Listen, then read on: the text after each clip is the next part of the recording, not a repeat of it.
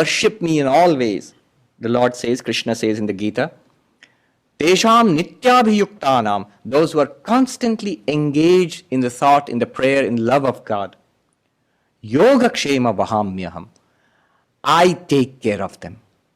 Very important point. Krishna says in the Gita, I take care of them. Because the question will arise, so if I keep thinking about God, what's going to happen to my life? Who's going to take care of my financial responsibilities, my family responsibilities, my job, my health, all of that? And Sri Krishna says, God will take responsibility. If you throw all your responsibility upon God, then God takes responsibility for you. Yoga Kshema here means whatever you need in life, what you need, not greed, but what is needed, that will be supplied by God. And whatever you have in life, who's going to take care of all of this? People in my life, my house, my car, and my dog, who's going to take care? And God says, I will take care of you. I'll take care of you. What you have, I will protect, kshema. What you do not have, what you require, I shall add unto you. In the Bible also the same thing. It shall be added unto you, whatever you need. Seek first the Lord, and whatever you need on this earth will be added unto you. And Krishna, look at the word Krishna uses there. Vahamyaham. I shall bear, I shall carry it on my shoulders and take to the devotee. Not that I shall grant. Vahami in Sanskrit means I shall carry unto the devotee. I shall protect the devotee, I shall carry it to the devotee. There is a beautiful story about Tulsidas, who wrote the Ramcharitmanas, Tulsidas. He was staying in Kashi, in Banaras at that time. And some rich people had come and given some stuff to him, some gifts to the saint. And the thieves had noticed it, the robbers. Oh, the saint has got nice stuff in his hut.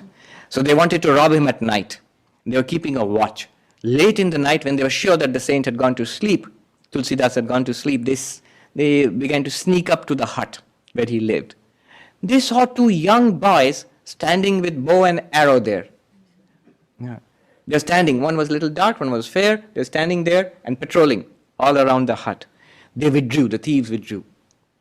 And then again they came back a little later. Again the same two, very strange, these two wonderful young men standing there with the bow and an arrow. And then in fear they withdrew again. Throughout the night they tried to come close, but then they couldn't. I mean, anybody who knows Tulsidas and Ramayana would know that is Rama and Lakshmana. That is the story. It's a well-known story. Rama and Lakshmana were patrolling the house for. Next morning, because they had the vision of Rama and Lakshmana, the thieves were transformed. They went to the feet. They went to the saint and fell at his feet and said, "Lord, Swami, forgive us. We wanted to rob you, but we could not. But tell us, who were these strange people you have employed, your bodyguards?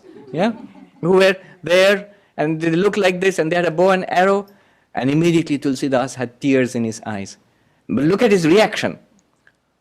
"Oh, because I have accumulated these goods in my house and it's attracting robbers and the Lord is troubled. The Lord has to come and protect me all night long because I am accumulating all this." Immediately he called the poor people of the neighborhood and donated whatever he had in his little hut.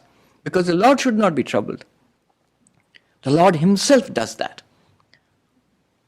Another beautiful story, Jagannath Mishra. He was a great Pandit and a great Vaishnava in Puri. He wrote a commentary, and not only the Gita, I think most of the Mahabharata probably in Sanskrit. He and his wife used to live there and he would be a scholar, he would write a commentary on the scriptures in Sanskrit. So when he came to this verse where Krishna says, Yoga Kshema Vahamyaham, I carry whatever is necessary, and I protect whatever is to be protected for the devotee. Now, the Jagannath Mishra thought, Vahami is too much. I carry is too much. Why should the Lord carry something for the devotee? This is not proper. So he said it must be a mistake. And he cut it out with a pen, on those quills they had. And he wrote, Dadamyaham, I give, I grant. The Lord says, I grant what is necessary for the devotee, not I carry. So he cut it out. Now that day, there was no food in their house, and his wife was worried, and she saw, and there was nothing to cook, but she saw this very nice looking young kid coming with a bundle on his head. And when he came and he said, your husband, the Pandit, he has sent all this. This is all, he opened the bundle and she saw all the materials for food. And everything was there, and they would have a sumptuous meal. But she saw, to her horror, a red cut on the boy's face. And she says, who did this to you? This is horrible. Who hurt you? And the boy shrugged. Your husband did. He cut me across the face. And then he walked away, and she was so heartbroken at this. When her husband returned, and she said, what's happened to you in your old age? You lost your wits or what? That young boy is so nice, you sent all the food with him, but why did you hit him? What possessed you to hit the little boy, and he's hurt, he was bleeding. And then Jagannath Mishra immediately understood. He immediately rushed to his Gita, and he opened the page where he had cut it out. Vahamyaham, I bear. He cut it out. He erased that and he put it back as it was. Not that I grant, I bear. It's literally true, my Lord. You bear for your devotees. So, the Lord will take care of life. When Narendranath, he was in very bad condition. His father had died, he didn't have a job, and his family was in debt, and he had younger brothers and sisters to take care of. He was desperate. So he went to Sri Ramakrishna, and he said, you pray to your mother Kali, so that so at least my family will get something to eat. How can I become a monk or seek for God when my family is starving? And Sri Ramakrishna said, why don't you pray to the mother? I don't pray for such things. So Narendranath said, look, you believe in her and you see her and you talk to her, so pray to her. It's not really my thing. The staunch non-dualist. Sri Ramakrishna said, no, you have to do it. I don't pray for such things. So Narendranath went and late in the night, and then he came back drunk, as if in ecstasy of love. And Ramakrishna asked him, what happened? When I went there to pray, I had a vision of the Divine Mother. She was there, she's real, she's alive, she's there. Oh, did you ask? Yes, I asked for devotion, for love, for jnana, for knowledge, for dispassion, for detachment from the world, so that I can have one-pointed devotion to God. Ramakrishna said, yeah, that's all right, but did you ask for money and for food for your family? Narendranath said, no, how could I? I forgot everything when I saw the mother. Ramakrishna said, you are more impractical than me. Go back there and ask. So he sent Narendranath back again.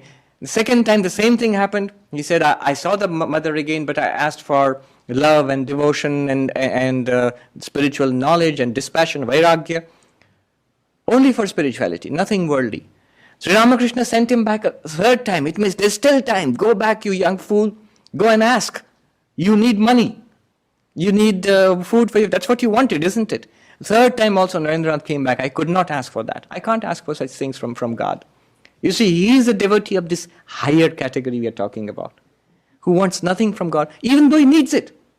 When he goes in front of God, when he goes in front of the Lord, he is not, I am Narendranath, my mother and my younger brother and sister are starving, we are in debt, I don't have a job, please help me. No. All of that disappears. No matter how much the problems in life, nothing of that in his mind. I love God, I am thine, thou art mine. That's all that he can pray for.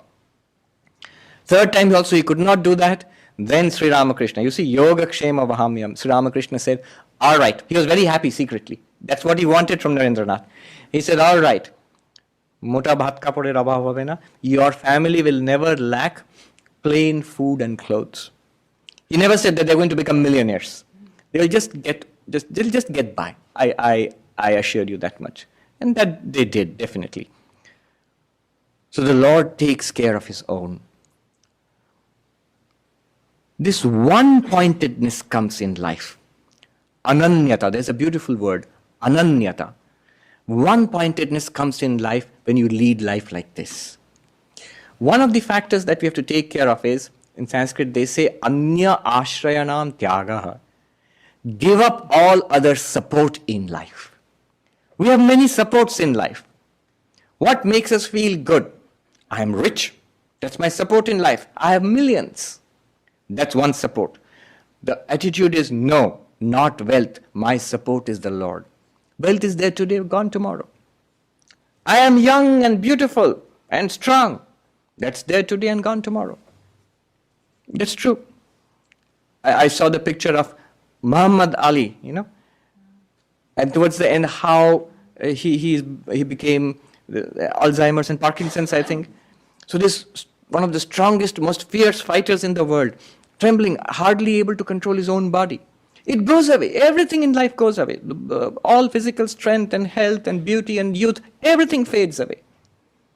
I was just saying, I think yesterday, even if you practice a lot of yoga and eat gluten-free all your life, still, the most gluten-free yogi is also going to get old and die. So all of that goes away. We depend on the Lord alone and nothing else. Ashraya, my refuge, is the Lord, not anything else. Power, most powerful man in the world or in the company or that should not be my refuge, that I depend on that. God plus my wealth or my power. No, God alone. Give up all other supports doesn't mean that you're going to give up your bank balance and resign from your position of power. All that may be there outside. But internally know that I depend on only the Lord.